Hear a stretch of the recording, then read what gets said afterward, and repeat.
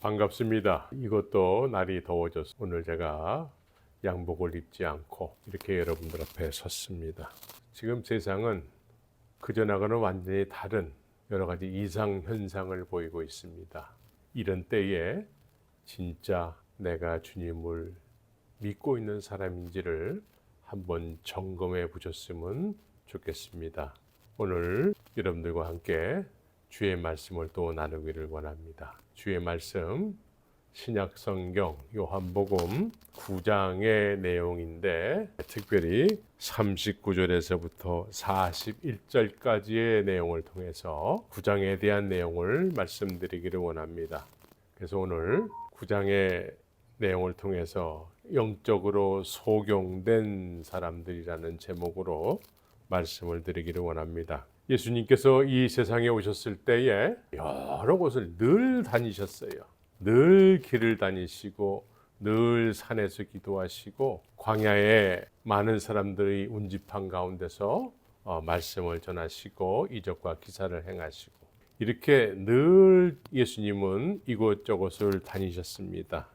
이곳저곳을 다니시는 가운데 오늘 9장 1절에서도 예수께서 길 가실 때에 라는 말씀으로 시작을 하고 있습니다. 길을 가실 때에 일을 하셨어요. 예수님은 늘 어디 성전에 계실 때라든가 어느 곳에 있을 때라든지 일을 하셨어요. 오늘 주님께서 일을 하신 장면은 날 때부터 소경된 자를 눈을 뜨게 하신 일입니다. 이 눈을 뜨게 하신 일로 인해서 의견이 분분한 사람들과의 대화 속에서 예수님이 참 무서운 말씀도 하시면서 그래서 우리가 이 말씀을 통해서 우리를 한번 점검해 봐야 된다는 거예요. 예수님께서 길을 가실 때에 날 때부터 소경된 자의 눈을 뜨게 하셨어요. 예수님께서는 날 때부터 너무나 온전치 못한 사람들을 보시게 되면 또 귀신 들려서 괴로워하는 사람들을 보게 되면 멀리 서서 그 귀신을 내쫓는다든가 이렇게 주님은 너무 온전치 못한 모습을 가지고 있는 사람들을 보셨을 때에는 그 일들을 이렇게 긍휼히 여기면서 그 사람들의 온전치 못한 모습을 회복시켜 주셨습니다. 그래서 오늘도 날 때부터 소경된 자를 긍휼히 여겨 주셔서 하나님의 은혜가 있게 하셔서 그래서 눈을 뜨게 된 것이죠. 이처럼 예수님은 길을 가시면서 여러 가지 일들을 하셨어요. 삭개오도 여리고 성을 예수님께서 이렇게 지나가실 때에 삭개오를 통해서 예수님께서 삭개오를 만나 주시게 된 일이 성경에 또 기록이 되어 있습니다. 예수님께서 우리가 긍휼히 여김을 받아야 할 모습을 하고 있을 때에 예수님은 늘 긍휼히 여겨 주셨습니다. 그러나 스스로 나는 이미 믿음의 사람입니다. 나는 당신들과 달리 나는 늘 보면서 어려서부터 보면서 살았어요. 나는 이미 믿음의 사람이에요. 라고 하면서 나는 긍휼히 여김을 받아야 될 부분이 없습니다. 나는 온전한 사람이에요. 라고 자부하는 사람들에게는 예수님께서 긍휼히 여겨주시지 않았어요. 그래서 긍휼히 여김을 받지 못한 상태에서 믿는다고 했을 때에는 예수님께서는 긍휼히 여김을 받지 못한 상태에서 믿는다고 하는 그 자기 확신에 그냥 그대로 살게 해주셨습니다. 그대로 그냥 놔두셨어요. 우리가 이런 모습으로 신앙생활을 하게 되면은 참 무서운 일인 것입니다. 예수님께서는 이 세상에 오셔서 늘 긍휼히 여기시기를 원하셨는데 긍휼히 여김을 받아야 될 존재들이 나는 긍휼히 여김을 받아야 될 존재가 아닙니다. 이러고 고개를 뻣뻣이 세웠을 때 그러면 네가 원하는 네가 생각하는 그대로 살거라 하고 관심을 두지 않으셨어요. 그래서 오늘 본문에서 9장의 4절에 보게 되면 예수님께서 그에게서 하나님이 하시는 일을 나타내고자 하심이니라 하면서 때가 아직 낮음에 나를 보내신 이의 일을 우리가 하여야 하리라. 밤이 오리니 그때는 아무도 일을 할 수 없느니라 이렇게 말씀하셨어요. 낮과 밤이 있다라는 것이죠. 낮은 하나님의 일을 하시는 때라는 거예요. 밤에는 하나님의 일을 하지 않게 되는 때라는 것이죠. 이 의미는 하나님의 은혜의 시대가 있는 거예요. 하나님의 은혜의 시대가 있는가 하면 하나님의 은혜의 시대가 잘 임하지 않는 시대가 또 있어요. 실제적으로 우리가 70년대, 80년대, 90년대까지 이렇게 하나님의 은혜가 교회마다 순수한 복음의 열정으로 교회마다 이렇게 막 교회가 자라나고 부흥이 일어나고 이러는 때가 있었습니다. 근데 2000년도가 넘어서면서 2010년도를 기준으로 해서 점점 교회 안에는 새로운 신자는 잘 들어오지 않고 그 전에 늘 교회에 다녔던 사람들이 그냥 계속 머무르다가 이런 사람들의 숫자가 점점 줄고 있는 그런 현상들이 세계 도처에서 지금 나타나고 있어요. 특별히 이 미주 지역 이민교회가 그렇습니다. 이제 더 이상 이민 오려고 하는 사람들은 없고 과거에 이민 왔던 사람들이 교회를 시작하고 교회가 그렇게 그런 사람들에 의해서 채워지고 했는데 이제 그런 사람들이 나이가 들고 자꾸 이제 돌아가시다 보니까 교회가 점점 노령화되고 새로 오는 신자는 없고 하면서 교회가 숫자가 점점 줄고 어떤 교회는 문을 닫기도 하고 이런 현상들이 2010년도를 넘어서면서 이런 것들이 피부에 와닿을 정도로 그런 현상들이 지금 나타나고 있습니다. 그래서 이런 때에 오늘 예수님께서 말씀하시는 밤이 오리니 그때는 아무도 일할 수 없느니라. 밤의 때가 아닌가 이렇게 조심스럽게 그렇게 한번 생각을 해봅니다. 예수님께서는 오늘 이 세상에 빛으로 오셨어요. 빛으로 오셔서 날 때부터 소경된 사람에게 진흙을 발라서 실로의 연못에 가서 씻으라라고 말씀하셨습니다. 빛이신 예수님께서 말씀하셔서 말씀에 순종한 소경이 눈을 뜨게 되는 그런 일인 것이지요. 그래서 눈을 뜨게 되니까 빛이신 예수님을 보게 되는 거예요. 이 놀라운 경험을 하는 것이죠. 전혀 본다라는 개념이 없는 사람이 지금 빛이신 예수님을 보게 된 거예요.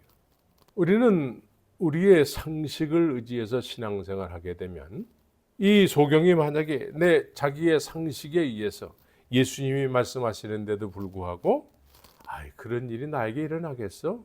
왜 나에게 진흙을 묻히는 거예요? 또 진흙을 묻힌 다음에 실로못에 가서 씻으려고 하니까 그렇게 되면 내 눈이 뜨여집니까? 자기 상식에 의해서 나는 그런 거 믿지 않아요 했으면은 하나님의 말씀에 예수님의 말씀에 순종하지 않았다면 이 소경은 그냥 날 때부터 소경으로 계속 살다가 죽었을 것입니다. 그러나 이 소경은 빛이신 예수님의 말씀을 받아들여서 순종해서 빛이신 예수님을 발견하게 되는 거예요. 예수님의 말씀에 순종하면 예수님께서도 이렇게 말씀하셨어요. 내 말이 너희 안에 거해야 된다라고 말씀하고 있습니다. 말씀이 거해야 돼요. 말씀에 순종하게 되면 거하진 내 안에 거한 말씀이 내 들을 귀가 있어서 그 들려진 말씀이 내 안에 거함으로 인해서 그 말씀에 순종하는 삶을 살게 되면 예수님, 빛이신 예수님을 만나게 되는 거예요. 이것을 전혀 알지 못한 상태에서 남의 말만 듣고 신앙생활 하면은 예수 하는데 예수를 한 번도 만나본 적이 없는 여전히 소경으로 사는 경우를 많이 보게 됩니다. 예수님은 이 세상에 나는 빛이다 라고 말씀하셨어요. 예수님께는 세상에 계시는 동안에 빛이시기 때문에 빛이신 예수님으로 사람들에게 보여주길 원하는 것이지요.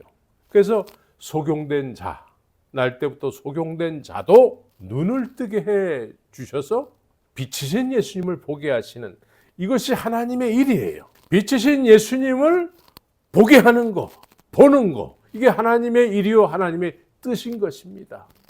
하나님의 말씀에 순종하면 빛이신 예수님을 만나게 되는 거예요. 빛이신 예수님을 발견하게 되는 것이지요.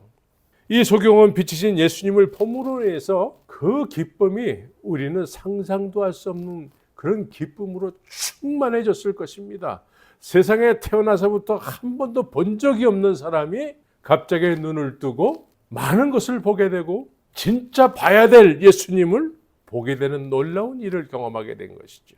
뛸 듯이 기뻐하는 이 소경은 이제 예수님께서도 그 기뻐하는 모습을 보시면서 이 친구가 나를 봄으로 인해서 이렇게 기뻐하는구나 라면서 예수님은 참지 못하는 기쁨으로 그 모습을 봤을 거예요. 나를 발견함으로 인해서 이 친구가 이렇게 기뻐하는구나, 하나님의 뜻이 임함으로 인해서 이 친구에게 하나님의 뜻이 임함으로 인해서 이렇게 기뻐하는 것이구나. 그래서 내 기쁨이, 예수님도 기쁨이 넘치게 되는 것이죠. 기쁨을 참지 못하게 되는 것이죠. 우리는 이와 같이 예수님을 예수님으로 알고 믿는 놀라운 은혜 가운데 있는 사람들이 되어야 되는 것입니다. 그동안 세상에는 예수님께서 이 세상에 오시기 전까지는 빛을 보면서 신앙생활하는 그런 개념이 없어요. 그래서 이 믿음의 본질이 다 사람들로부터 전해 듣고 그 전해 들은 말씀을 나름대로 열심히 지키고 덜 지키느냐에 따라서 믿음의 본질이 정해지는 거예요. 그래서 믿음의 본질이 행위에서 나오는 거예요. 행위에서. 빛이신 예수님을 발견하지 못하면 오늘날도 자기의 열심 있는 행위를 통해서 난 믿음이 이 정도입니다 라는 걸 자꾸 어필하려고 하게 되는 것이죠. 예수님과 관계가 없는 우리의 믿음은 예수님과 관계가 있어야 돼요. 예수님과 관계가 없는 믿음은 육에서 난 것은 육인 것이죠. 이 우리의 믿음이 육에서 나와서 육으로 끝나는 거예요. 우리의 믿음이 이런 믿음이 돼서는 안 되는 거예요. 사람에 의해서 믿고 사람의 행동을 본받아서 믿을 때는 육에서 난 믿음이 되는 거예요. 그래서 우리는 내가 정말 빛이신 예수님을 내 생전에 이 날 때부터 소경의 눈을 뜬 것처럼 내가 그런 빛이신 예수님을 실제로 내가 경험한 적이 있는가 점검해 봐야 돼요. 이것이 점검이 안 되고 그냥 넘어가면은 어느 순간에 우리의 믿음이 자꾸 도태되게 돼 있어요.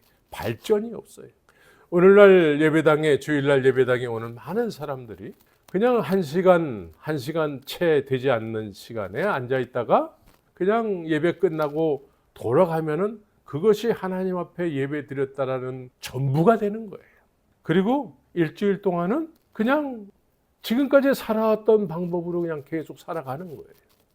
예배자로 주 앞에 나왔는데도 아무런 기대감도 없고 주님께서 오늘 나에게 어떤 은혜를 주실까라는 조금의 어떤 소망도 없는 상태에서 예배당만 그냥 왔다가 마당 뜰만 밟았다가 나가는 경우가 얼마나 많은지 몰라요. 나는 오늘 교회 갔다 왔으니까 난 다 했어. 이것은 육에서 난 믿음이기 때문에 그런 생각을 가지고 계속 변함없이 5년 전에도 그랬고 10년 전에도 그랬고 지금도 그렇고 앞으로 5년 10년 후에도 그럴 것이라면은 이것은 육에서 난 거예요. 하나님에 대한 요만한 기대도 없이 예배를 드린다? 이것은 있을 수가 없는 얘기인데 있을 수가 없는 얘기가 이 시대의 정상적이라고 여김을 받는 믿음이 되는 것입니다. 우리는 점검을 해봐야 돼요. 그래서 예수님은 누구에게나 빛이신 예수님으로 보여주기를 원하세요. 그래서 진짜 하나님을 믿는 믿음이 어떤 믿음인지를 하나님으로부터 오신 분을 빛으로 발견해야지만 그 빛을 쫓아서 하나님 아버지께까지 이르는 신앙생활, 구원의 길을 가게 되는 것입니다. 날 때부터 소경된 자는 이 빛이신 예수님을 볼 수도 없고 발견할 수도 없기 때문에 주님께서 눈을 뜨게 해주셔서 나를 봐라. 내가 하나님으로부터 온 하나님 품에 독생하신 예수 그리스도라고 보여주시는 거예요. 그래서 이 예수님을 발견했을 때 이 예수님을 발견한 자체가 복음이에요. 이 기쁨이 놀라워서 어떻게 표현을 할 수가 없는 거예요. 날 때부터 소경된 자가 보게 됐다? 있을 수 없는 일이 일어난 거예요. 하나님의 은혜를 받았다는 것은 이러한 의미인 것입니다. 어떤 죄인이든지 하나님의 은혜를 받게 되면 받을 수 없는 것을 받은 거예요. 그래서 복음이 되는 것입니다. 복음. 이 복음은 너무나 기쁜 소식이기 때문에 보지 못하는 자가 눈을 뜬 것과 같은 것이기 때문에 전하지 않으면 견딜 수 없어 하는 그런 복된 소식이 되는 것이죠. 이런 복된 소식을 소유했습니까? 아직 소유하지 못했다면 그냥 종교생활만 했다면 다시 생각해 봐야 되는 것입니다. 종교에는 구원이 없어요. 육에서 난 믿음은 구원이 없습니다. 예수님, 이 세상에 나를 구원하기 위해서 빛으로 오신 예수님을 우리가 발견해야 되고 그분을 볼 수 있는 영적인 눈이 띄어야 되는 것이죠. 그래서 빛의 인도함을 받는 삶을 살아야 돼요. 빛이신 예수님은 진리시라고 말씀하고 있어요. 그래서 진리의 성령이 오시면 그가 너희를 모든 진리 가운데로 인도하시리라 말씀하고 있어요. 우리의 인생에 이런 인도함을 받는 그런 진리의 길을 걸어가야 되는 것이죠. 진리의 길은 분명한 목적지가 있습니다. 그 목적지는 지난 시간에도 얘기했지만 이 목적지는 이미 우리는 이 미래에 있게 되는 것이 이미 우리에게 소유한 바 되어야 되는 것이죠. 그래서 이 소유한 바 된 것은 늘 우리의 남은 인생을 살아가는 데 있어서 바라는 실상인 거예요. 바라는 실상, 그렇게 되게 돼 있다라는 것이죠. 그래서 현존하는 미래가 되는 것입니다. 믿음은 현존하는 미래인 것입니다. 그러나 본다고 하는 자들에 대해서는 보지 못하게 하는 심판도 하시겠다라고 말씀하고 있어요. 오늘 본문 9장 39절에서 이렇게 말씀하고 있습니다. 예수께서 가라사대 내가 심판하러 이 세상에 왔으니 보지 못하는 자들은 보게 하고 보는 자들은 소경되게 하려 함이라 하시니, 예수님께서는 요한복음 3장 17절에서 뭐라고 말씀하시냐면은 나는 이 세상에 심판하러 오시지 않았다라고 말씀하고 있어요. 3장 17절에 보게 되면 하나님이 그 아들을 세상에 보내신 것은 세상을 심판하러 하심이 아니요 저로 말미암아 세상이 구원을 받게 하려 하심이라 라고 말씀하고 있어요. 심판하러 오신 것이 아니라고 말씀하는데 오늘 또 9장 39절에서는 내가 심판하러 왔다라고 또 말씀하고 있어요. 그럼 어떤 사람들에게 심판하시냐는 것이죠. 어떤 사람들, 이 심판의 대상되는 사람들이 어떤 사람인지를 알아야 돼요. 혹시 내가 거기에 포함된 사람일 수도 있어요. 그래서 우리는 이 예수님께서 심판하러 이 세상에 왔다고 했을 때 이 대상이 도대체 누군가를 우리가 점검을 해야 되는 것이죠. 누군지를 알아야 돼요. 예수님께서 심판하시기 원하시는 사람들이 도대체 어떤 사람들인가? 또 심판이라는 것은 우리가 보통 심판이라고 이해하는 단어는 뭐냐면 죽은 다음에 심판대에 가서 이렇게 심판을 받는 것을 자꾸 연상을 하게 되는데 오늘 심판은 그런 심판이 아니에요. 오늘 예수님께서 말씀하시는 심판은 우리가 살아있는 동안에 예수님께서 심판하시겠다라는 거예요. 심판이 임한 사람들은 깨달음을 얻고 싶어도 깨달음을 원천적으로 주님께서 그 깨달음을 원천적으로 막아요. 막는 방법이 뭐냐면 비유로 말씀하는 거예요. 비유로. 그래서 오늘 본문에서는 이제 날 때부터 소경된 자가 눈을 뜬 일에 대해서 이제 바리새인, 그 당시에 유대인들 종교 지도자들이 이 눈뜬 사람을 다시 부르게 됩니다. 그래서 문제가 되는 것이 뭐냐면 이 사람이 안식일을 지키지 아니하니 하나님께서 온 자가 아니다. 눈을 뜨게 하신 예수님을 이제 유대인들이 이렇게 판단을 하는 장면입니다. 하나님께로부터 오신 분은 안식일에는 그런 일을 안 한다라는 거예요. 이게 누가 정해놓은 것인지 그냥 율법에 매여 있는 사람들. 지금 신약 시대에는 아브라함과 다윗의 자손 예수 그리스도의 세계인데도 불구하고 오늘날도 이와 같은 사람들이 있어요. 우리가 아는 하나님으로부터 오신 분은 이러이러해야 된다라는 그런 원칙을 가지고 예수님이 일하시는데도 불구하고 그분은 예수가 아니라고 주장하는 사람들이라는 거예요. 자기의 논리에 늘 묶여서 변화되려고 하지 않는 사람들인 것이죠. 그래서 이 눈을 뜨게 된 사람이 30절에서 이렇게 얘기를 해요. 이상하다라는 표현을 해요. 9장 30절에서 그 사람이 대답하여 가라되 이상하다. 이 사람이 내 눈을 뜨게 하였으되 당신들이 그가 어디서 왔는지 알지 못하도다. 내가 눈을 떴던 것을 여러분들이 확인했다면 그분이 누구신지를 여러분들이 당연히 알아야 되는데 왜 당신들은 그분을 모르고 당신들의 주장만 자꾸 내세우느냐, 이 얘기를 하는 것입니다. 믿음에 자기의 논리와 자기의 주장만 가지고 신앙생활을 한다고 그러면 이와 같은 어리석은 일에 빠져버리게 되는 것입니다. 하나님께서 놀라운 일을 베풀어 주셨어요. 하나님께서 놀라운 이적과 기사를 허락해 주셨을 때는 거기에 대해서 함께 기뻐하고 함께 감사해야 되는데 이 유대인들, 바리새인들은 그렇지 않았다는 거예요. 우리의 믿음과 맞지 않는다라는 거예요. 오늘날도 그런 자들이 얼마나 많은지 몰라요. 가끔씩 오늘날도 하나님의 은혜가 선교지에서 막 특별하게 임하기도 하고, 가끔씩 하나님께서 은혜를 베풀어 주셔서 병든 자가 낫기도 하고 귀신이 쫓겨나가기도 하고, 우리는 이런 일들이 우리의 신앙생활하는 가운데 일어나는 것이 정상인 것이죠.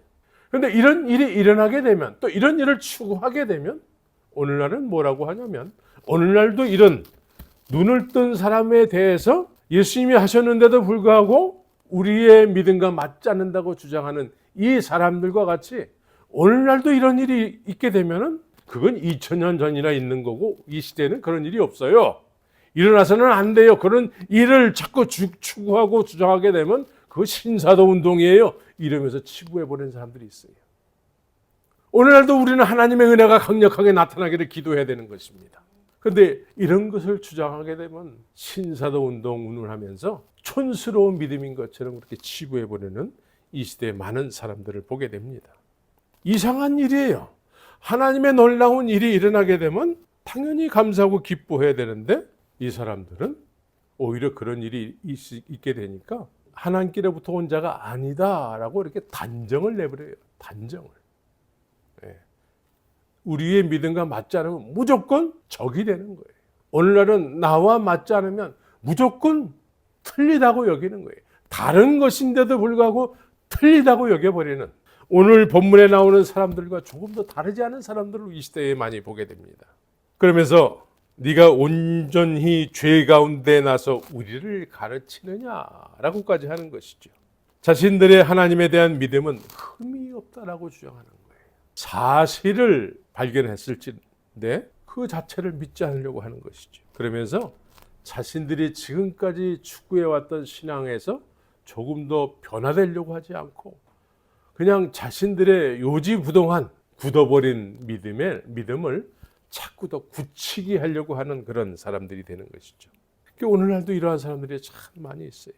어떤 분은 선교사로 나가 있는데도 불구하고 하나님의 일을, 하나님께서 이러한 놀라운 일을 행해 주셨다고 얘기하게 되면 자신은 그런 일을 경험한 적이 없기 때문에, 자신은 그러한 제자들이 아직 생겨나지 않았기 때문에 그런 놀라운 은혜를 자꾸 이렇게 부인하고, 또 그런 일을 얘기하게 되면 자꾸 나를 가리키려고 든다고 하고, 이런 사람들이 있어요. 참 이해 못하는. 그래서 여전히 굳어져 있는, 이렇게 아주 이렇게 똘똘똘똘 이렇게 뭉쳐져 가지고 근육이 뭉쳐 있는 것처럼 똘똘똘똘 뭉쳐 가지고 변화되려고 하지 않는 사람들이 이 시대에도 참 많이 있는 걸 보게 됩니다. 예수님께서는 이렇게 나름대로는 분명한 믿음을 가지고 있다고 이렇게 주장을 하게 되는 것이죠. 날 때부터 소경된 자가 눈을 뜸으로 인해서 진짜 믿음이 아닌데도 우리는 온전한 믿음이라고 주장하는 이 사람들이 드러난 거예요. 복음이 전파되게 되면 복음이 아닌 것들이 이렇게 드러나게 되는데, 복음이 아닌 사람들이 더 자기들이 온전하다고 주장하게 되는 거예요. 그래서 오늘 본문에서는 예수님께서 내가 심판하러 이 세상에 왔으니 보지 못하는 자들은 보게 하고 보는 자들은 소경되게 하려 함이라 하시니, 바리새인 중에 예수와 함께 있던 자들이 이 말씀을 듣고 가로되 우리도 소경인가? 라고 비아냥거렸다라는 거예요. 비아냥거려요. 예수님의 말씀에 순종할 생각을 안 하고, 예수님의 말씀에 순종하면 날 때부터 소경된 자도 눈을 뜨게 되는데 예수님의 말씀에 순종하지 않고 비아냥거렸다라는 거예요. 그래서 예수님께서는 이런 자들을 심판하러 오셨다라고 말씀하고 있어요. 그래서 이런 자들에 대해서 예수님께서 너희가 소경되었다면 죄가 없으려니와, 소경된 자는 모르기 때문에 지은 죄에 대해서 복음을 모르기 때문에 짓는 죄에 대해서 주님은 묻지 않으신다라는 거예요. 회개하면 된다라는 것이죠. 그런데 본다고 하니 너희 죄가 그저 있느니라. 너희 죄가 그저 있느니라. 죄가 그대로 있는 상태로 계속 살게 하겠다라는 거예요. 이게 예수님의 심판이에요. 죄가 있는 상태로 계속 그렇게 그 상태로 더 굳어져서 진짜 심판대 앞에 서게 하겠다는 거예요. 그러니까 이 살아있는 동안은 이미 심판을 받았기 때문에 깨달음이 없는 거예요. 깨달음이 없는데도 불구하고 나는 지금까지 신앙생활을 해왔고 사람들로부터 종교 행위를 배웠고 많은 종교적 예수 믿는 것에 대해서 많은 신학적 지식을 가지고 있기 때문에 나는 분명한 믿음의 사람이라고 여기는데 예수님께서는 네가 본다고 하니 네 죄가 그대로 있느니라. 그래서 이런 사람들이 많은 것을 깨달음을 얻었다고 여기고 많은 지식을 알고 있기 때문에 오늘날 이런 사람들이 회개를 안 해요. 죄는 회개를 통해서 용서함을 받아야 되는데 오늘날 특징이 뭐냐면 특별히 나타나는 현상이 뭐냐면 교회들마다 회개하지 않아요. 회개하지 않아요. 예배를 드리러 나왔는데도 회개하지 않고 그냥 잠깐 1시간 내지 한 50분 정도 앉아있다가 가면은 그것이 예배의 전부가 되는 거예요. 그거 가지고 한 주간을 살아가는 거예요. 그 한 주간 살아갈 때 얼마나 알게 모르게 지은 죄들이 많이 있겠습니까? 그런데도 여기에 대해서 회개를 하지 않는 거예요. 회개 없는 예배는 없는 것입니다. 주님 앞에 섰을 때, 빛 앞에 섰을 때 어두움이 드러나야 되는 거예요. 어두움은 죄인 것이죠. 한 주간 동안 어두움 속에 세상 속에 살다가 왔을 때에는 어둠이 묻혀 있는 거예요. 이 묻혀 있는 이 죄들에 대해서 회개하고 자복하는 거예요. 회개가 무엇입니까? 여러분들은 회개의 의미를 알아야 돼요. 회개는 회개하라 천국에 가까웠느니라 말씀하셨을 때에는 예수님께서는 모든 사람들을 보실 때에 내가 너를 보니까 너는 회개해야 마땅한 죄인 중에 괴수야 라고 보고 있다는 거예요. 예수님의 시각은 이 세상 모든 인생들이 다 회개해야 될 마땅한 죄인 중에 괴수들이라는 거예요. 그래서 회개하면은 이 회개는 예수님의 시선을 느끼고 자복하는 거예요. 자복. 누가 대신 따라하라고 해서 대신 기도하는 거. 이거는 수동적 회개예요. 수동적 회개. 회개는 능동적 회개해야 됩니다. 회개는 능동적 회개. 예수님의 나를 보시는 시각이 느껴져서 내가 자복할 수밖에 없는 이것이 능동적 회개예요. 그래서 난 너에게 천국을 주고 싶은데 네가 받지 못하는 조건이 넌 죄인 중에 괴수라는 거예요. 이런 예수님의 시선을 느끼는 사람은 자복하게 되는 것이죠. 이게 능동적 회개예요. 그냥 잠시 눈 감고 그냥 지난 한 주간 동안에 뭘 했는지에 대해서 그냥 생각하는 것이 아니고 또 누가 죄인이라고 하기 때문에 그냥 뭉뚱그려서 내 죄인 맞습니다. 이런 수동적 회개가 아니고 능동적 회개해야 된다는 거예요. 주님이 나를 보시는 그 시각으로 내가 그 시선을 느껴서 자복하는 거. 이게 회개예요. 그런데 오늘 본다고 하니 너희 죄가 그저 있느니라. 죄가 그저 있다라는 거예요. 이것은 주님께서 그냥 관심이 없다라는 거예요. 그런 사람에 대해서 관심이 없다라는 거예요. 주님의 관심이 없으면 그냥 우리의 삶은 그냥 굳어지는 거예요. 많이 어떤 남들로부터 들었던 신학적 지식이라든가 또 여러 가지 종교적 행위를 익숙해졌다고 해서 죄가 없어지는 게 아니죠. 죄는 용서해 주시는 분에 의해서 용서함을 받아야 돼요. 사람이 용서해 주는 게 아니에요.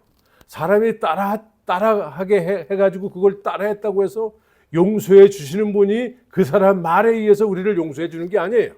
용서는, 회개는 자복하는 거예요. 그런 나 같은 죄인 중에 괴수로 느껴져서 내가 그러한 삶을 산 거에 대해서 주님 앞에 용서함을 구하는 거예요. 그러면 예수님은 얼마든지 우리의 죄를 용서해 주시죠. 얼마든지 용서해 주시는 사랑의 하나님이시죠. 그런데 이러한 회개가 없는 예배, 회개가 없는 믿음, 회개가 없는 구원이 언제서부턴가 교회 안에 이런 것들이 익숙해져 있는 거예요. 이 영적인 소경에 대해서 우리가 좀 이해를 해야 돼요. 주님께서 우리를 그냥 관심 없이 그냥 관심 밖의 사람으로 이렇게 놔두게 되면은 그야말로 영적인 소경이 되는 거예요. 어떤 분이 이런 얘기를 했습니다. 실험실에서 실험을 하다가 어떻게 실수로 두 눈이 이렇게 소경이 됐습니다. 소경 가운데서는 명암을 구별할 수 있는 소경이 있고, 그러니까 어두운 것과 밝은 것을 오늘 지금이 낮이구나 밤이구나 라는 것을 이렇게 인지할 수 있는 소경이 있고, 지금 밤인지 아침인지, 내가 잠에서 깨어났는데 지금 아침인지 밤인지를 구별을 못하는 그런 소경이 있다고 그래요. 그래서 이 영적인 소경이 됐을 때에는 그냥 이 영적인 소경들, 오늘 본문에 나오는 이 사람들은 믿음의 본질이 자기의 행위에서 나온 거예요. 자기의 행위, 이 행위는 먼저 믿었다고 하는 사람들로부터 전해 들은 장로들의 유전에 의해서 믿음의 사람들이 된 거예요. 그래서 안식일에는 그 무엇도 해서는 안 되는, 그걸 철저하게 지키는 것이죠. 자기들이 철저하게 지키는 것에 대해서 그것을 어겼을 때는 무조건 하나님으로부터 오신 분이 아니라는 그런 판결을 내리는 사람들인 것이죠. 이 영적인 그냥 자기들의 세상만 있는 거예요. 자기들의 세상만 있는 상태에서 예수님의 하시는 일을 자기들의 관점에 의해서 이해를 하게 되면 이해가 안 되는 거예요. 다 그래서 적이 되는 거예요. 나와 같지 않으면 다 적을 만드는 사람들. 오늘날 한국교회가 특별히 그렇습니다. 그래서 이 영적인 소경들은 자기들밖에 몰라요. 세상이 어떻게 흘러가든 자기들만 괜찮으면 되는 거예요. 그래서 이 자기들의 관점에서 모든 것을 해석하기 때문에 세상의 흐름을 파악을 못하고, 지금 이 시대가 어떤 시대인지도 잘 구별하려고 하지도 않고, 나하고 관계없으면 그냥 신경 밖의 일이 되는 것이죠. 그래서 이런 일들이 세상의 마지막 때에 나타나는 이상한 현상들에 대해서 경각심을 가지고 더 기도하면서 복음의 열정을 가지고 더욱더 주의 뜻을 구하는 그런 시대를 읽고 신앙생활 하기보다는 그냥 자기와 같은 사람들끼리 무리를 져서 자기 편을 만들어서 무조건 자기들과 다른 입장을 내세우면 다 적으로 치부해버리는 이런 신앙생활 하는 사람들, 특별히 한국에 참 많이 있지요. 그래서 우리는 하나님께서 우리에게 보여주기를 원하시고 깨닫게 해주길 원하시는 것이 있는데, 이런 영적인 소경들은 전혀 그런 걸 인지하지 못해요. 지금 밤인지 낮인지 몰라요. 시대의 흐름을 파악하지 못해요. 그래서 오늘 본문에 나오는 바리새인들이 그랬습니다. 그래서 9장 18절에서도 유대인들이 저가 소경으로 있다가 보게 된 것을, 이게 팩트란 말이에요. 사실이란 말이에요. 그런데 예수님께서 안식일에 그 일을 하셨다고 해서 팩트를 믿지 않는 거예요. 18절에 유대인들이 저가 소경으로 있다가 보게 된 것을 믿지 않냐고 그 부모를 불러 묻되 그래요. 믿지 않는다라는 거예요. 무조건 자기들과 같지 않으면 믿지 않는. 그래서 24절에서도 이에 저희가 소경되었던 사람을 두 번째 불러 이르되 너는 영광을 하나님께 돌려라. 우리는 저 사람이 죄인인 줄 아노라. 이 사람들이 믿는 하나님과 예수님께서, 하나님으로부터 오신 예수님께서 하나님 당신 자신인데, 이 하나님을, 이 사람들이 믿는 하나님은 어떤 하나님인지 잘 모르겠어요. 지금 하나님께서 이 사람들한테 임마누엘로 함께 계시는데도 몰라요. 육에서 난 믿음은 이처럼 믿음인 것 같은데, 내 열심으로 믿는 것 같은데 하나님께서는 난 너와 관계가 없다라고 말씀하게 되는 거예요. 무서운 거예요. 임마누엘 되신 하나님을 몰라요. 하나님이 우리와 함께 계시는데도 몰라요. 날 때부터 소경된 자를 눈을 뜨게 하신 하나님이신데도 그 하나님을 부인하게 되는 것이죠. 이러한 일이 오늘날도 얼마나 많은지 몰라요. 심판은 보통 죽은 다음에 이루어지지만, 오늘 예수님께서 말씀하시는 심판은 살아있을 때 이루어지는 심판이에요. 그래서 이 심판이 어떻게 우리에게 나타나는가? 본다고 하는 자들에게 소경이 되게 하시겠다는 예수님의 심판, 이것이 심판인데, 그냥 소경으로 살게 하겠다라는 거예요. 죄가 있는 그대로 살게 하겠다라는 것이죠. 이게 심판인데 이 죄가 있는 그대로 있게 됐을 때에는 우리에게 어떻게 이런 일들이 죄가 계속 있는 상태로 신앙생활을 하게 하는 주님의 심판이 어떻게 우리에게 나타나는지를 알아야 돼요. 그것은 첫째로 우리는 날마다 새로워져야 되는데 새로워지는 게 없는 거예요. 왜? 깨달음이 없기 때문에. 왜 깨달음이 없는가? 예수님께서 하나님의 은혜를 그런 사람들에게 철저하게 감추세요. 감추는 방법이 뭐냐면 예수님께서 비유로 말씀하시는 거예요. 비유로. 그래서 오늘날 말씀 자체는 아는데 그 말씀에서 하나님의 뜻을 알고자 하는 그런 노력이 없어요. 그래서 깨달음이 없어요. 아무리 말씀을 전할지라도 들었는데도 듣지 않은 것과 똑같아. 교회 바깥을 나갈 때 다 잊어버려요. 난 교회 오는 것 자체가 중요하지 교회 안에서 말씀하는 그 말씀이 나에겐 중요하지 않다라는 것이죠. 그래서 들은 말씀이 없어요. 들려진 말씀이 없어요. 들을 귀가 있어서 그 말씀이 들려져서 우리의 마음판에 새겨졌을 때에는 그 말씀이 빛이신 예수님을 발견케 하는 그런 놀라운 은혜로 인도하는데 이 말씀이 없는 상태에서 계속 신앙생활을 계속 다람쥐 쳇바퀴 돌듯이 하니까 변화되는 것이 없는 거예요. 예배에 감동도 없고 기도도 하지 않고 기도도 남이 대신해 주는 기도가 전부인 경우가 많아요. 남이 대신해 주는 기도가 있어요. 교회에 나오게 되면 대표 기도하는 사람이 모든 사람들을 위해서 대신 한번 기도해 주는 거예요. 대신 한번 기도해 주는 거 가지고 그거 가지고 일주일을 살아가는 사람들이 대부분인 경우가 많은 거예요. 내 스스로가 주님 앞에 나를 위해서 십자가에서 죽으시고 부활하신 주님 앞에 내 스스로가 그 주님 앞에 무릎 꿇고 골방에서 그분과 함께 동행하기를 힘쓰는 그런 노력이라도 조금 있었으면 다행인데 그런 노력이 거의 없게 되는 것이죠. 그러면서 이것이 정당한 신앙생활이라고 여기는 것이죠. 예수님은 우리를 단둘이 있고 싶어 하는 거예요. 그래서 골방에서 나와 둘이 만나자. 골방에서 기도하라는 의미는 내가 너와 단둘이 있고 싶다라는 거예요. 예수님을 알게 된 사람은 우리도 그렇습니다. 가장 친한 친구가 있게 되면 그 사람하고만 단둘이 있고 싶어지는 것이죠. 예수님은 제자들을 이제 너희를 종이라 하지 않고 친구라 하였노라 그랬어요. 친구로 여겨주신다라는 거예요. 그럼 친한 친구일수록 둘이 가까이 있고 싶어하는 그런 속성이 우리 마음에 가득하게 되는 것이죠. 그래서 골방에서 주님과 깊은 밀담을 나누는 것이 기도예요. 근데 이런 예수님을 날 때부터 소경된 자가 한 번도 눈 떠본 적이 없기 때문에 남들로부터 들은 예수님은 그렇게 골방에서조차 내가 만나야 될 존재로 여겨지지 않게 되는 것이죠. 그래서 기도를 안 하는 거예요. 남이 대신해 주는 기도 한 번으로 일주일을 살아가는 거. 그것이 어떻게 온당한 예배라고 할 수 있겠습니까? 그것이 어떻게 온전한 믿음이라고 할 수 있겠습니까? 이렇게 여기게 하는 그 사람들이 그 교회에 그렇게 여기게 하는 그 사람들이 거짓 선지자인 경우가 많은 거예요. 오늘날 한국의 대형 교회들 가운데 이제 본인이 나 거짓 선지자예요. 말은 그렇게 안 하지만 그런 열매가 그냥 주렁주렁 열렸어요. 그런 열매가 주렁주렁 드러났는데 그런데도 불구하고 그런 교회를 수만 명이 이렇게 모이는 경우를 보게 됩니다. 예수님께서는 그 열매로 그 나무를 알아야 된다라고 양떼들에게 말씀해요. 분별하라는 거예요.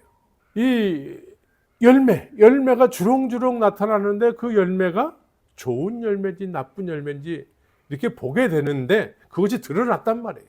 나쁜 열매로 드러났어요. 그러면 그 나무는 원래 나쁜 나무라는 거예요. 그런데도 불구하고 그런 곳에 수만 명이 모이고 그런 사람에게 인정받지 못해서 아우성이고 마치 본인이 왕이 된 것처럼 군림하려고 돌고 재산은 수백억 수천억을 그렇게 PD 수첩에서 그렇게 밝혀놨는데도 불구하고 세상 방송에서 그렇게 밝혀놨는데도 불구하고 그런 못된 열매가 맺혔는데도 불구하고 아무 문제가 없는 것처럼 그 교회를 출입하는 사람들 도대체 이해가 되지 않습니다. 말씀에는 그런 사람들이 그런 열매가 나타나면 그런 사람들로부터 도망쳐라 라고 말씀하는데도 불구하고 말씀은 믿지 않고 그런 거짓 선지자들의 말에 현혹이 돼서 그것이 마치 진리인 것처럼 쫓아다니는 사람들. 오늘날 이런 소경된 자들, 예수님께서 오늘 말씀하시기를 너희 죄가 그저 있느니라, 여기에 머무르고 있는 사람이 얼마나 많은지 몰라요. 어떤 분은 장자교단이라고 하는 교단의 총회장까지 됐는데 이런 정도의 나쁜 열매가 나타났으면 이제 그 교회에서 도망쳐야 되는 거예요. 그런 집단화된 그런 교단에서 벗어나야 되는 건데도 불구하고 그곳에서 여전히 거기밖에 신앙생활할 곳이 없는 것처럼 그렇게 여기는 많은 양떼들, 주님께서는 분명히 그런 자들에게도 말씀했는데도 불구하고 여전히 거기서 벗어나지 못하는 많은 사람들. 시대가 밤이기 때문에 그럴 수 있다라고 이해가 되는 이런 시대입니다. 그런 현상들이 막 일어나는데 사람들이 눈이 멀어서 그런 거를 분별하려고 하지 않아요. 그냥 내가 지금까지 신앙생활 해온 것, 지금까지 그냥 넓은 길을 온 거예요. 넓은 길을 왔는데 이 길에서 다른 길을 간다는 그 자체를 모르는 사람들. 이거 자체가 문제인 거예요. 예수님은 좁은 문으로 들어가기를 힘써라라고 말씀했는데 좁은 문으로 들어가는 것 자체를 모르는 사람들. 그냥 지금까지 넓은 길로 왔기 때문에 넓은 길을 계속 가기를 원하는 사람들. 다른 길을 몰라요. 예수님은 이런 사람들에게 내가 길이야 라고 말씀했습니다. 예수님을 따라가야 되는데 거짓 선지자의 그 열매가 나타나는데도 불구하고 그 거짓 선지자를 계속 쫓아가고자 하는 많은 사람들. 시대가 어둡기 때문에 그렇습니다. 귀 있는 자는 들으시기를 예수의 이름으로 축원합니다. 그래서 주님께서는 이렇게 본다고 하니 너희 주가 그저 있느니라, 이 상태로 계속 있게 하는 섭리가, 예수님의 섭리가 뭐냐면 깨달음이 없는 것이 첫 번째요. 그래서 예수님께서는 그런 사람들에게 늘 천국의 복음을 이렇게 감춘단 말이에요. 비유를 통해서 감춰요. 그래서 심판 가운데 계속 있는 거예요. 네, 우리는 심판 가운데서 이제 복음의 영역으로 나와야 되는데 계속 심판 가운데 변화됨이 없어요. 그냥 그 상태가 옳다라고 여기면서 그 길을 계속 가는 거예요. 오늘 이 사람들 안식일에 날 때부터 소경된 자를 눈을 뜨게 했다라고 하면서 그분은 하나님께로부터 온 분이 아니라고 절대적인 어떤 그런 자신들만의 논리를 피면서 눈뜬 사람의 이 팩트도 믿지 않는, 그러니까 이런 상태로 계속 가는 거예요. 이런 상태로 계속 주님께서 놔두시겠다라는 거예요. 그럼 그것이 멸망의 길이에요. 멸망의 길. 우리는 변화가 있어야 돼요. 회개함으로 인해서 주님을 닮아가는 그런 진정한 하나님의 형상을 닮은 자들로서 삶을 살아야 되는데 이미 우리는 믿고 있어요 하면서 조금 더 변화될 것처럼 여기지 않고 자신이 마치 의로운 존재인 것처럼 나는 이제 변화될 것이 없어요 하면서 늘 그렇게 똑같은 모습으로 앞으로도 그렇게 살고자 하는 사람들. 이런 사람들이 지금 심판 가운데 있는 사람들이라는 거예요. 아주 무서운 말씀인 것이죠. 우리는 이 말씀을 통해서 내 모습을 비춰봐야 되는 것입니다. 우리의 모습을 비춰봐야 돼요. 나는 왜 수십 년을 교회를 다니는데 깨달음이 없나? 내가 지금 깨닫고 있는 것은 주님께서 원하심에 의한 그런 깨달음인가? 이런 것들을 우리가 점검해 봐야 되는 거예요. 내가 5년 전에도 이랬고 5년 후가 된 지금도 그렇고 10년 전에도 그렇고 10년 후인 지금도 그렇고 변화된 것이 없다고 한다면 이것은 어쩌면 오늘 말씀처럼 예수님께서 그냥 심판 가운데 있는 상태가 된 거예요. 이제 여기에서부터 우리는 회개해야 되는 거예요. 자복하고 회개해야 되는 거예요. 돌이키는 거예요. 돌이켜서 나를 위해서 십자가에서 죽으시고 부활하신 그분이 내 영적인 눈을 들어서 그분을 바라봐야 되는 것이죠. 온전케 하시는 예수님을 바라봐야 되는 거예요.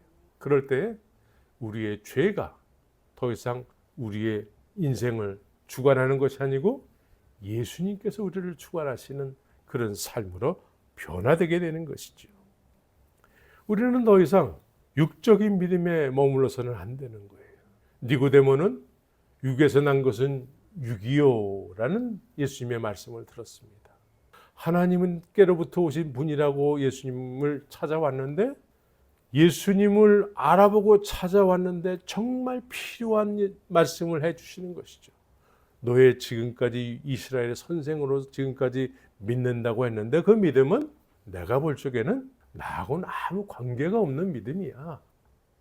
육에서 난 것은 육이야 라고 말씀해 주시는 것입니다. 이 말씀을 들었을 때 이제 거듭나기를 힘써야 되는 거예요. 아무리 목사가 되고 아무리 직분자가 됐을지라도 주님께서 나에게 말씀해 주셨을 때 내가 지금까지 변화됨이 없이 내 직분만 믿고 신앙생활을 했다면 이제 여기서부터 우리가 회개가 일어나야 돼요. 그래서 오직 예수 그리스도만이 나의 전부입니다. 날 때부터 소경이 눈을 떠서 본다는 것 자체도 모르는 개념으로 지금까지 살아왔던 사람이 보게 되는 것이죠. 믿음은 이와 같은 거예요. 믿음은 사람들 쫓아서 그냥 이렇게 쫓아오면 그게 믿음이지. 그게 아니에요. 예수님의 말씀에 의해서 예수님이 어떤 분인지를 우리가 영적인 눈으로 볼 수 있게 되는 것이 믿음이에요. 그 믿음을 소유했을 때는 그 예수님과 동행하게 되는 거예요. 제자들이 그분과 동행했어요. 그래서 그 동행함을 통해서 주님께서 십자가에서 그분들을 위해서 십자가에서 죽으시고 부활하신 거예요. 그래서 그분들에게 다시 찾아오신 거예요. 예수님께서 그 따르는 제자들을 이제 부활하셔서 영접해 주신 거예요. 영접. 예수님의 영접을 받아보셨습니까? 그분은 진리의 영이세요. 그분은 진리의 영이시기 때문에 진리 가운데로 인도해 주세요. 그래서 진리 가운데 우리가 인도함을 받게 되면은 날마다 새로운 삶을 살게 되고 날마다 주님이 원하시는 모습으로 변화가 일어나는 삶을 살게 되는 거예요. 말씀의 인도함을 받는 거예요. 성령의 인도함을 받는 거예요. 이런 것이 없이 단순하게 지금까지 예배당만 밟았다면 하나님께서는 그런 사람들에 대해서 이사야서 1장에 대해서 이렇게 얘기를 합니다. 이사야서 1장에 보게 되면 이스라엘 백성들에 대해서 이렇게 말씀을 합니다. 여호와께서 말씀하시되 너희의 무수한 재물이 내게 무엇이 유익하뇨? 나는 수양의 번제와 살찐 짐승의 기름에 배불렀고 나는 수송아지나 어린 양이나 수염소의 피를 기뻐하지 아니하노라. 너희가 내 앞에 보이러 오니 그것을 누가 너희에게 요구하였느뇨? 내 마당만 밟을 뿐이니라. 헛된 재물을 다시 가져오지 말라. 분향은 나의 가증이 여기는 바요. 월삭과 안식일과 대회로 모이는 것도 그러하니 성에 아울러 악을 행하는 것을 내가 견디지 못하겠노라. 하나님께서 이렇게 직접 말씀하세요. 내 마당만 밟을 뿐이니라. 오늘날 이러한 예배를 드리는 예배자들이 얼마나 많은지 몰라요. 아무 의미 없이 예배당 왔다가 아무 의미 없이 돌아가면서 나 오늘 주일 지켰어요. 이런 개념으로 신앙생활하는 사람이 얼마나 많은지 몰라요. 이것은 하나님께서 역겨워하는 예배예요. 역겨워하시는 거예요. 뱉어버리고 싶다라는 거예요. 우리는 주님의 말씀 앞에 오늘 소경된 자가 눈을 뜬 것처럼 어쩌면 우리가 날 때부터 소경이어서 예수님을 한 번도 본 적이 없고 예수님을 뵈치러 오셨는데 그분을 한 번도 인격적으로 경험해 보지 못했다면 나는 아직까지도 날 때부터 소경인 영적인 상태로 계속 나 스스로 혼자 본다고 하면서 살아가는 사람인 거예요. 여기에서 빨리 깨트려져야 되는 것입니다. 회개해야 되는 것이죠. 그래서 주님의 심판으로부터 빨리 벗어나서 날마다 깨달아지는 것으로 인해서 날마다 새로워진 매일을 사는 것이 진정한 복음을 가지고 살아가는 사람의 모습인 줄 믿습니다. 이러한 삶을 사시기를 예수의 이름으로 축원합니다.